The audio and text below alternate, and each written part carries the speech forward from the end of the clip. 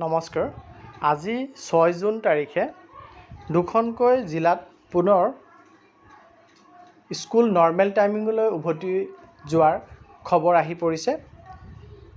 সেই দুখন জিলাত 7:30 বজাৰ পৰা স্কুল চলি আছিলে গৰমৰ বাবে, বৰ্ধিত গৰমৰ বাবে, আৰু সেই দুখন জিলাত নিৰ্দেশনা প্ৰকাশ পাইছে যে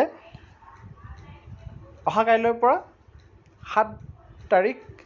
7 জুন 2024 পৰা নৰ্মেল টাইমিং অৰ্থাৎ 9 বজাৰ পৰা বিদ্যালয়সমূহ আৰম্ভ হ'ব।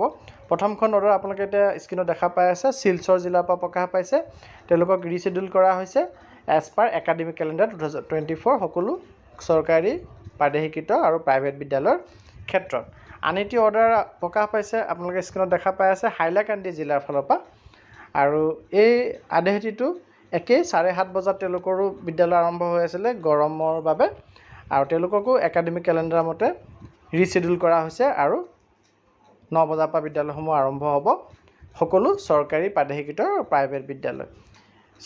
বহুকেইখন জিলাত এতিয়ালৈকে নৰ্মেল টাইমিঙলৈ উভতি গৈছে। ইয়াৰ বাদে যদি আৰু কোনোবা জিলাত নৰ্মেল টাইমিং আজিৰ তাৰিখত অৰ্ডাৰ ওলাইছে, নৰ্মেল টাইমিং কাইলৈৰ পৰা হ'ব বুলি, তেতিয়াহ'লে আপোনালোকে কমেণ্ট ছেকশ্যনত জনাই পেলাই আমাৰ সকলোৰে উপকাৰ সাধিব বুলি আশা কৰিলোঁ। ধন্যবাদ।